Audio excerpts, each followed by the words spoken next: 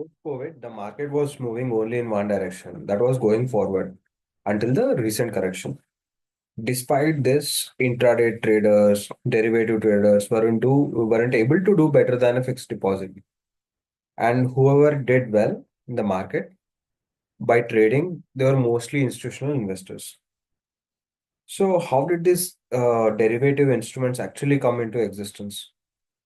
So, let's begin with the forward contracts. So, here we have a baker and a farmer. This person grows wheat and this guy bakes bread. So they have entered into a contract saying that he will pay certain price and he will deliver certain quantity of wheat, right? So this is a forward contract. Only two parties are involved here, and the risk involved here is that is called counterparty risk. That is, one of them may not deliver upon their promise. So in order to overcome this risk. So a clearing house is set up and everything is made for formal, which will enforce the contracts. And if this contract is something when it is going through the clearing house, these are called futures. Essentially, a future and a forward are almost one and the same, except that a future will go through a clearing house. Now let's look at what the options are. So there are multiple types of options, but the two main types are called call option and put option. So call option means right to sell, right to buy, and put option means right to sell. Now let's look at a use case. So this is Nifty 50 data from February 1, 2020 to June 30, 2020. So a fund manager figured that something is going on in the market and she did not know the exact reasons, but wanted to protect the downside. So what she did was she bought a put option on February 1, 2020 at a strike price of 10,500. That means she has bought a right to sell Nifty 50 at 10,500 and the premium probably would have cost around rupees 10. So because in options, for 10 rupees, you can lever up to 10,000 rupees as well. And even 100 to 1000x is the leverage, 1000x is the value they accept, even more actually.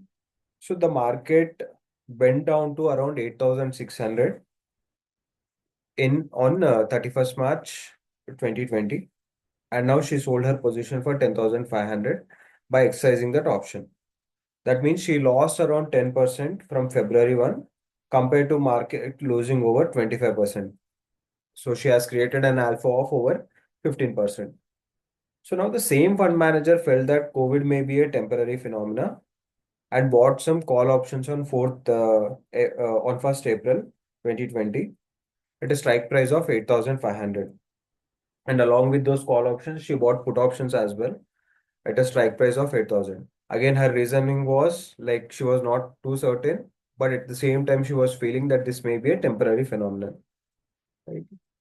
So on 30th June, she exercised her call option and bought Nifty 50 at 8,500. That resulted in her gaining a 15% compared to Nifty 20 gaining 20% from 1st April.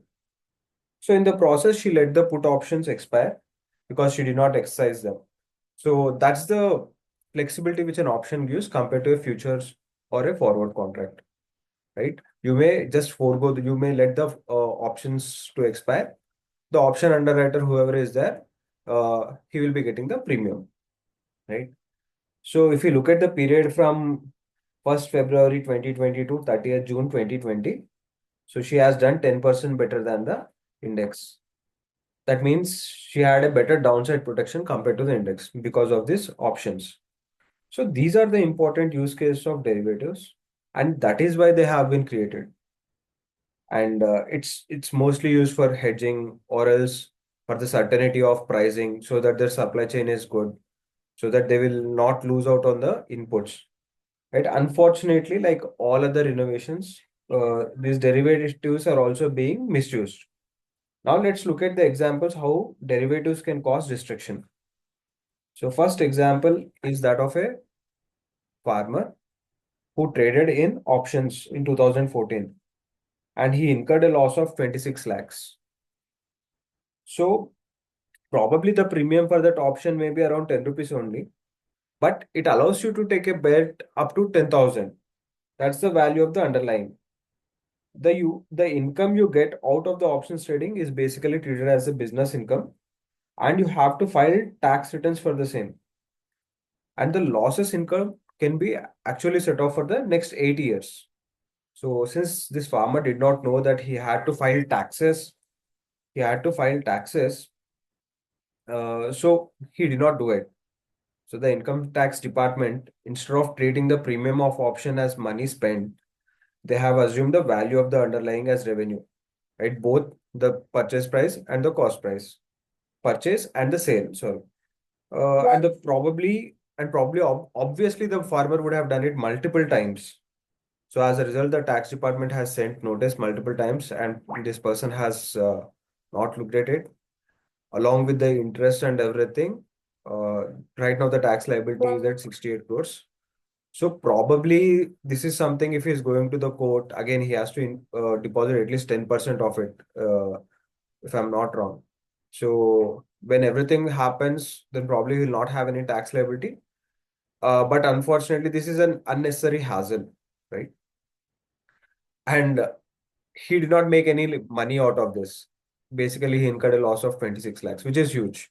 If you, that was in 2014, right? So in present terms, probably it's over 1 crore.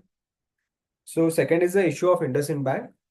So they have reported 1600 crore less in their derivative portfolio. This is a huge discrepancy.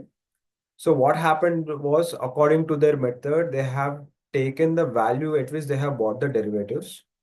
But ideally, in the real world, what you do is something called as mark to market.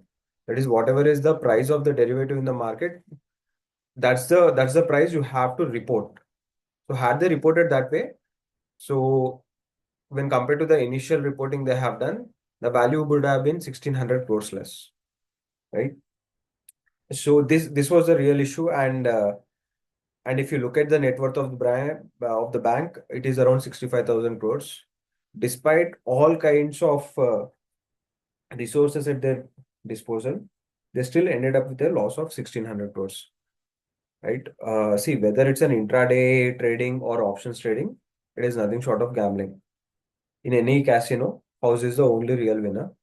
So sometimes you make money and sometimes you don't, but most of the times it's highly unlikely that you will make any money. So an investor should resist to take a punt, a temptation to take a punt in these markets. And finally, in order to do well, ideally you should financially well in life. All an investor needs to do is to have right priorities as financial goals, right asset allocation, and consistently investing. And if you are having a reasonable expectations, you will definitely do well in life. So this video is for educational purpose only. It is neither a recommendation to buy nor sell the asset class in discussion. Thank you.